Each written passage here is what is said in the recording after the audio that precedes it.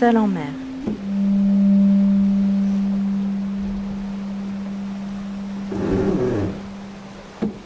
Un podcast soutenu par la MACSF, Mutuelle d'assurance des professionnels de santé.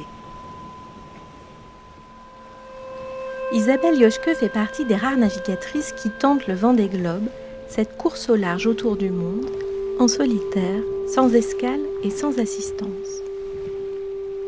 Elle skippe l'IMOCA MACSF, un bateau de 18 mètres extrêmement technique. Je suis Aline Pénito, bien petite navigatrice en comparaison. Et voilà qu'en papotant avec Isabelle sur les pontons de la base à Lorient, elle m'embarque dans une envie de podcast.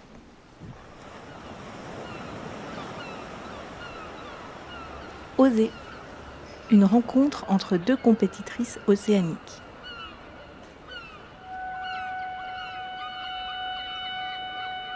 Le moment n'est plus aux hésitations. Dans très peu de temps, Isabelle va s'élancer à travers les océans pour le Vendée Globe, que l'on surnomme aussi l'Everest des mers. Un peu plus loin, dans un autre bleu, une autre grande compétitrice va prendre une très grande inspiration et plonger dans les profondeurs marines, en apnée. Alice Modolo a déjà été championne de France et vice-championne du monde, mais ce qu'elle prépare, son aventure de vie à elle, c'est la fameuse barre des 100 mètres.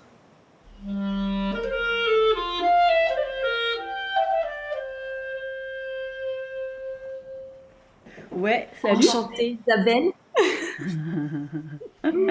Improbable, je vous imagine, j'essaye de dessiner vos visages. C'est assez marrant de vivre cette expérience. Il faudra que vous vous voyez en vrai. Hein. Ouais, c'est clair. Ah oui. Quand on ne sera pas en mer toutes Ouais, les deux. c'est ça. Alors où es-tu ? Alors moi je suis en Grèce, à Kalamata. C'est au sud du Péloponnèse. Je suis donc dans la mer, je plonge dans la mer Méditerranée. Elle est à peu près à 28 degrés. C'est censé être des conditions meilleures. Il me faut encore du temps pour m'adapter.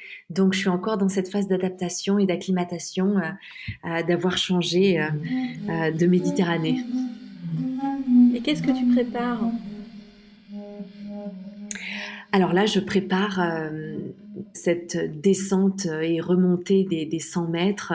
Je rêve de descendre et de remonter de 200 mètres de profondeur. C'est un rêve vraiment qui m'anime au plus profond de moi et c'est des moments où j'ai l'impression où le temps s'arrête, je m'épose et c'est un moment où je vais m'exposer, où je suis vraiment c'est une mise à nu et je vais aller explorer mes failles, mes forces et donc c'est des périodes où je me sens assez forte et assez vulnérable aussi puisque je me sens sans filet. Voilà. À chaque compétition, c'est différent. À chaque compétition, on s'expose à 200%. Et donc, on ne sait pas en fait. On ne sait pas dans quel état on va être. On ne sait pas si on va réussir à surmonter cette zone d'inconfort qu'on peut appeler un peu une zone de panique, qui est le passage obligé pour atteindre la zone magique. La zone où vraiment où on excelle, où on se transcende, où on révèle son meilleur potentiel. Les 100 mètres, pour moi, c'est un chiffre mythique et extrêmement important et à la fois, c'est un prétexte. Moi aussi, en fait, pendant que je t'entendais, Alice, je me disais, je me voyais moi sur mon bateau et je me disais, ouais, l'inconfort. La différence, c'est que moi, c'est sur la durée et que l'issue, elle prend des semaines et des semaines finalement. Et que peut-être chez moi, ça passe de moments d'inconfort à des moments où ça va mieux, ou même je peux vivre des moments d'extase et puis boum, ça rebascule en fait. Et il y a facilement des hauts et des bas, je pense, et surtout dans le parcours que je vais faire. Et ce qui me parle aussi, c'est, tu as parlé de vulnérabilité et d'exposition. Pour moi, en fait, il y a un départ du Vendée Globe. Il y a pas plusieurs tentatives. En fait, il y en a un et il y a une chance d'aller au bout. Et de ce point de vue-là, je me sens aussi très exposée parce que moi, mon objectif, c'est d'être dans le match sportivement, mais c'est surtout d'arriver au bout. Et autant, j'ai pas du tout peur de pas être dans le match. Là-dessus, j'ai confiance en moi. Je sens que j'ai les capacités, j'ai la niaque, mon bateau est extra. Autant, est-ce que je vais arriver au bout? Mais ça, c'est bien sûr dans mon histoire, en plus, c'est légitime, hein. J'ai eu déjà plusieurs échecs. Ça reste un point d'interrogation. Et du coup, je sais que ça va être une question qui va m'accompagner en fait pendant tout le tour du monde. Ouais, ça me parle beaucoup parce qu'une fois que je pars sans respirer sous l'eau, ben pareil, c'est un long chemin. Chaque seconde doit être vécue pleinement, exécutée proprement, à la perfection même. Et souvent, quand on oublie voilà l'échéance, quand on oublie l'objectif et qu'on est dans ce déroulé, tout se passe pour le mieux. Et c'est tout le challenge, pareil, d'une descente en apnée à ces profondeurs abyssales où justement, voilà, on est livré à nous-mêmes, on est seul, sans assistance, sans accompagnement et on doit se révéler. Et je pense que ça m'évoque beaucoup ça quand tu dis, Isabelle, que tu pars et tu vas avoir des hauts et des bas. Il y a combien de personnes qui sont descendues en dessous de 100 mètres? Combien d'hommes, combien de femmes? Ah, ça, c'est une très bonne question. Il y a quand même maintenant pas mal d'hommes, mais en femmes, dans le monde, il y en a une bonne dizaine, mais pas plus. Il y a 6 femmes qui partent cette année pour le Vendée Globe. C'est pas mal. Ouais, c'est pas mal, sachant que je crois que jusqu'à aujourd'hui, il y a 7 femmes qui ont terminé le Vendée Globe, donc on va presque doubler les effectifs. Isabelle, en solitaire, ça veut dire quoi? En solitaire, ça veut dire d'avoir autour de moi les éléments, d'avoir le vent, les vagues, et rien d'autre. Ça veut dire de pas parler, ou du moins je me parle à moi, je parle à mon bateau, mais finalement c'est très peu. Et de pas parler pendant des jours et des jours, ou très peu. Bien sûr, je serai amenée à échanger avec l'équipe technique à terre, avec des médias, avec l'organisation du Vendée Globe. Mais ça, c'est des petits moments dans la journée. Et moi, je me rends compte que vraiment, j'aime bien ce côté je pars, il y a quelque chose de très silencieux. Et ça, c'est quelque chose que j'adore, quoi. Et les journées se succèdent comme ça, et en fait, j'aime bien. Après, plus de 75 jours de solitude, moi, j'ai jamais vécu ça. Et autant je me considère comme une solitaire, autant je suis sûre qu'il va y avoir des moments difficiles, parce que je suis aussi quelqu'un de très sociable. Et, et c'est facile de se décréter solitaire quand on part quelques jours, quelques semaines, sauf que là, ça va être long. Donc en soi, déjà, ça va être une épreuve, mais j'ai vraiment envie de la vivre aussi dans cet état d'esprit, de voir qu'est-ce que c'est pour moi la solitude, parce que c'est un mot aussi derrière lequel on met chacun ce qu'on veut bien y mettre. Et moi, je sais qu'en mer, je me suis sentie seule parfois, mais c'est très rare. En fait, en mer, je me sens, je sais pas, je me sens tellement vivante que je me sens pas seule. Ça, c'est un truc, c'est assez paradoxal, mais quand on se sent vivant, il n'y a pas besoin d'être accompagné, il n'y a pas besoin d'avoir du monde pour valider que ce qu'on vit, c'est juste magique.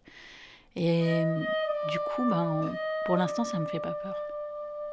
C'est vrai que le moment où j'ai envie de dire que je me sens seule, c'est le moment de transition, où je suis encore entourée d'humains autour de moi et qu'il y a un brouhaha, le décompte qui résonne dans ma tête, je suis allongée à la surface de l'eau. Et c'est ce moment-là où je ressens le plus de solitude. Je suis seule avec mon souffle et il faut que je me débrouille parce que c'est maintenant. Et une fois que je bascule, très vite, il se passe quelque chose où comme disait Isabelle, assez rapidement, on se sent extrêmement vivant, parce qu'extrêmement alerte. Et quand on est au fond, c'est le moment où je me sens le plus vivante, quand j'arrive à, à l'objectif annoncé. Il y a quelque chose il y a un relâchement qui se fait. Mon corps s'apaise complètement. Je me laisse complètement lever par la pression. Je me sens enlacée en fait. Et c'est le moment où je me sens le plus vivante, au fond. Et après, je remonte et c'est un peu un moment où j'ai hâte de dire ce que j'ai vécu et de le partager avec les êtres humains qui m'attendent à la surface. Mais voilà, le moment de solitude, il est à la transition, juste au moment de partir, quand il faut oser. Isabelle hoche de la tête. Ouais, alors c'est vrai que là vraiment, Alice, je te rejoins entièrement. C'est le moment du départ et je vis ça vraiment, mais pareil, c'est-à-dire que au moment du départ, ce qui est dur, c'est d'abord il faut dire au revoir aux gens sur le ponton. Il faut voilà larguer les amarres. Là, il faut faire coucou à plein de gens qui sont là, qui m'encouragent. Ça, là, je sais que j'ai un peu la boule au ventre à ce moment-là. Et puis après, il y a toute la phase de départ sur l'eau où il y a des proches et il y a évidemment toute mon équipe technique qui m'accompagne sur des zodiacs, donc des petits bateaux. Et là, souvent, ils m'accompagnent pendant 1 heure, des fois 2 heures, au tout début du parcours. Et il y a un moment où ils me disent, bon ben, nous, on rentre, et toi, tu continues ta route. Et le moment où le dernier zodiaque fait demi-tour, là, il y a quelque chose de, ça y est, je suis toute seule. Et pour moi, c'est clair, là, il y a un moment qui est un peu un déchirement. Et ça me fait, voilà, j'ai toujours un petit nœud dans le ventre à ce moment-là. À la fois, je suis soulagée parce que ça veut dire que le départ s'est bien passé. Ils peuvent me laisser seule, ça veut dire quand même que tout va bien. Et en même temps, c'est là que ça démarre et ils sont pas loin. Et une fois, c'est vrai, une fois passée la première nuit, je trouve que c'est autre chose qui se met en place. Et, et sinon, tout à l'heure, j'en ai pas parlé, mais il y a quand même un moment où je peux me sentir très très seule. C'est quand j'ai une avarie et qu'il faut réparer. Et là, ça c'est quelque chose qui est... À bord d'un IMOCA, c'est quelque chose qui arrive régulièrement.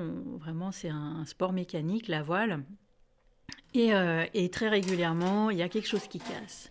Et quand quelque chose casse, eh bien, il faut que je réagisse très vite avant que ça tourne à la catastrophe. Et la catastrophe ultime, c'est que le bateau puisse pas continuer la course. Et là, souvent, je me sens très seule. À ce moment-là, il y a vraiment un moment de solitude où j'aimerais tant qu'on puisse m'aider pour surmonter l'épreuve. Parce que c'est une épreuve. Et là, je vois bien que je suis seule. Parce que j'ai mes quelques outils, j'ai mes 2 bras, mes 2 jambes. Et parfois, je voudrais bien être plus grande pour attraper la baume. Ou je voudrais bien avoir plus de force. Et ces moments-là, ça, c'est des moments quand même assez durs. Quand Isabelle évoque ces problèmes d'avarie sur le bateau et qu'elle doit réparer, moi, pour le coup, c'est à mon échelle, c'est sur mon corps en fait. C'est sur mon corps, je vais faire une erreur technique qui est... J'ai même pas des secondes, c'est des millièmes de secondes pour réagir. Ça doit être instantané. Je dois même pas y réfléchir. Dès que je m'aventure dans une faute technique, il faut que mon corps sache automatiquement rebondir. Sinon, la sanction, elle est extrêmement rude. Par exemple, pour préserver nos poumons de la pression qui est extrêmement importante et pour éviter tout œdème pulmonaire, on ne doit plus, à partir de 30 mètres, aller chercher de l'air dans nos poumons. Et donc, on va faire une réserve d'air dans nos joues, comme un hamster, en fait. On remplit nos joues d'air, on fait basculer l'air de nos poumons à nos joues. Et à partir de ce moment-là, il faut qu'on ferme notre glotte. Et notre glotte ne doit plus jamais s'ouvrir.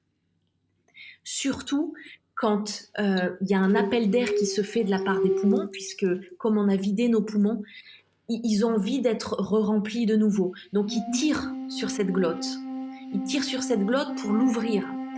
Et en même temps, on a cette réserve d'air dans la bouche et on doit l'utiliser à bon escient, c'est-à-dire qu'on doit envoyer de l'air en exerçant une pression sur nos joues, envoyer donc cet air au niveau de nos tympans pour compenser, pour équilibrer nos tympans au fur et à mesure de la descente.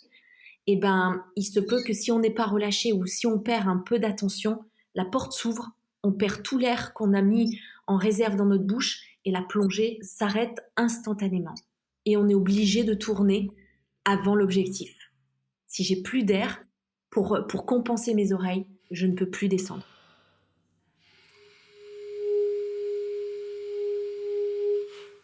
Voilà, c'est sans escale.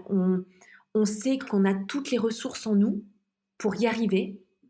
On sait que ça va être très subtil, qu'il va falloir exécuter un certain nombre de gestes techniques et économiser toutes ces ressources pour arriver à notre objectif. Et on n'a pas une goutte d'essence en plus, on n'a pas le droit de retourner à la station-service. C'est pas possible.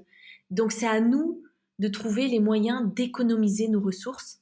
Pour moi, l'apnée, c'est une discipline assez frugale. En fait, c'est assez simple. On doit descendre le plus profondément possible avec une seule inspiration. Et ça fait écho à beaucoup de choses sur voilà, l'environnement et comment on utilise les ressources. Je suis persuadée qu'on peut faire beaucoup mieux en utilisant moins, et c'est ce que j'apprends avec ma discipline. Comment on peut entraîner notre corps, nos muscles, à être plus performants en utilisant moins d'énergie.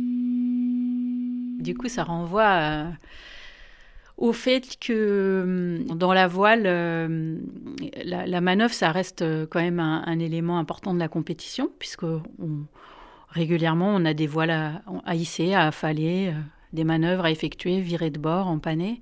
Et tout ça, c'est très physique. J'ai un bateau qui pèse près de 9 tonnes. Et des voiles à charrier, des centaines de kilos de matériel qui sont dans des sacs et qu'il faut matosser, c'est-à-dire qu'il faut les déplacer de bâbord à tribord, de tribord à bâbord.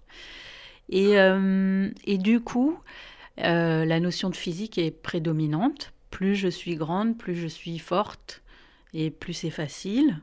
Et à l'inverse, plus c'est difficile. Et moi, je suis un petit gabarit, un petit peu comme toi, Alice. Mais ce qui est important pour moi, c'est justement d'apprendre dans ma préparation à utiliser 100% de mon potentiel, sachant qu'à un moment donné, je ne peux pas augmenter mon potentiel. Enfin, en tout cas, je peux l'augmenter jusqu'à une certaine limite. Mais par contre, l'utiliser à 100%, ça, je crois que c'est quelque chose qu'on a encore, et tous les navigateurs, on a encore beaucoup à travailler. Et c'est ce que j'ai appris dans ma préparation physique, dans ma préparation mentale. C'est vraiment à mettre toutes mes ressources au service, à un moment donné, d'un effort, d'un mouvement, d'une manœuvre. Tout mettre au service de ce mouvement et ensuite tout mettre en repos et en récupération quand c'est le moment de récupérer. Pour justement, avec peut-être moins de force, réussir aussi bien que un de mes concurrents qui aura beaucoup plus de force. Ça me touche beaucoup ce que tu dis, Isabelle, parce que je me bats dans ma discipline pour parler de ça. Je trouve ça complètement incohérent de développer des ressources qu'on n'utilisera pas. Et cette notion d'utiliser 100% de nos ressources qu'on a créées, qu'on a appris à utiliser, je trouve ça fascinant. Parce qu'en fait, dans ma discipline, en effet, je me mesure à des hommes qui ont des capacités pulmonaires de 12 litres, alors que moi, c'est moitié moins. Ils ont des muscles à n'en plus finir. Ils sont athlétiques comme jamais. Et pourtant, j'arrive à faire les mêmes performances. Et pour moi, cette notion de superflu, c'est extrêmement important. Je veux trouver ce juste équilibre à créer ce que je vais utiliser, en fait. Et dans l'apnée, c'est assez stupéfiant de voir, en effet, qu'on a cru pendant de longues années qu'il fallait être musclé, qu'il fallait avoir une cage thoracique énorme. Et on est en train de faire changer ces idées reçues. Et ça me plaît énormément parce que c'est ce que je ressens. Comme tu dis, on est loin d'avoir compris ça et d'optimiser ça dans nos sports. Moi, j'ai l'impression de faire un sport où quand même la force physique est indispensable, puisque je passe mon temps, moi, à tourner les manivelles et à porter, comme je disais, à porter, à hisser, tirer, pousser. Et je me rendais pas compte qu'en fait, en apnée, il y avait cette notion de muscle. Enfin, en tout cas, c'est quelque chose qui a été mis en avant jusqu'à aujourd'hui. En fait, comme c'était une discipline qui était très masculine et que cette discipline qu'est l'apnée était perçue seulement comme un sport, qui dit sport dit corps athlétique et dit puissance, force, muscle. Alors que finalement, l'apnée, c'est une discipline où justement on se met en mode économie. Et si on se met en mode économie, moi, je comprenais pas pourquoi il fallait développer autant une structure, une machinerie qu'il allait falloir alimenter, en fait. Et je misais plus sur cette douceur, fluidité, adaptation, flexibilité. Ce qu'il y a de différent dans cette discipline qu'est l'apnée, c'est que la porte d'entrée, c'est de se priver d'une fonction vitale. Et on est bien loin du sport. Et moi, j'en suis encore à la porte d'entrée, en fait. Je veux comprendre qu'est-ce que ça fait de se priver de respirer. Pourquoi je me prive de respirer? À quoi ça me renvoie? Comment j'arrive à être aussi forte en me privant d'une fonction vitale? Le sport, ça vient qu'après, en fait. Et c'est minime.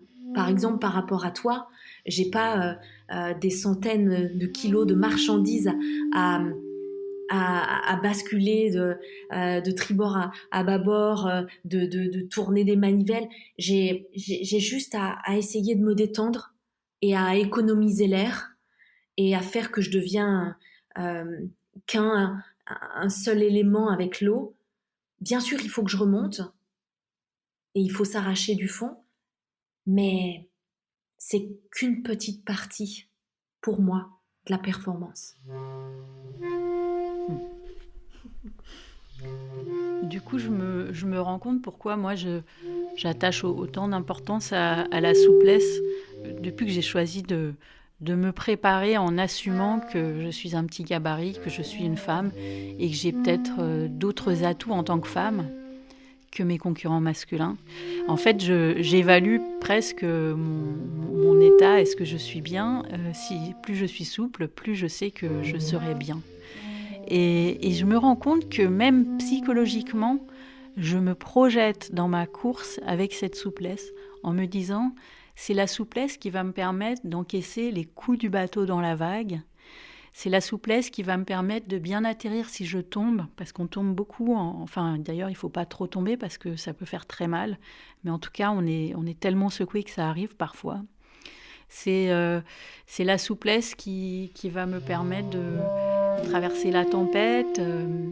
Et en fait, pour moi, ça, c'est une force aujourd'hui.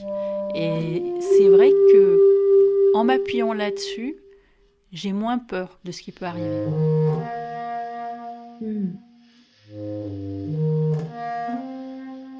C'est très beau parce qu'en effet, c'est cette agilité qui nous permet de rebondir face à n'importe quelle situation d'adversité. Il n'y a rien qui se fait en force. Il n'y a rien qui se fait. On n'apprend pas sous la contrainte.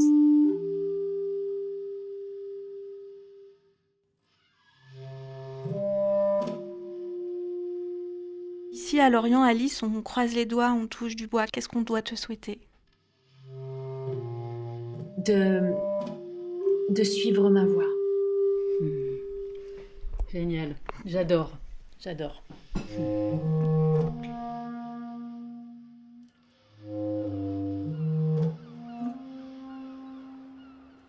Et quelques jours plus tard, je recontacte Alice Modolo. Elle n'a pas dépassé son propre record de 95 mètres, mais il s'est passé tout autre chose.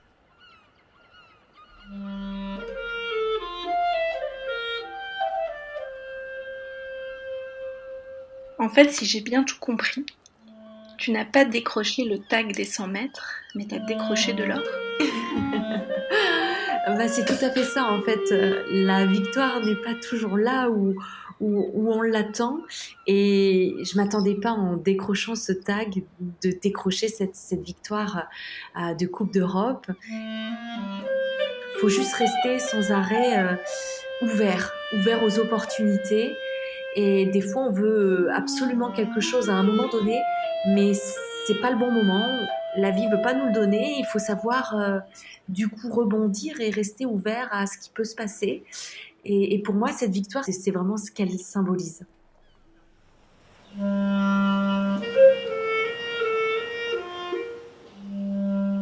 Seul en mer, un podcast soutenu par la MACSF, Mutuelle d'assurance des professionnels de santé.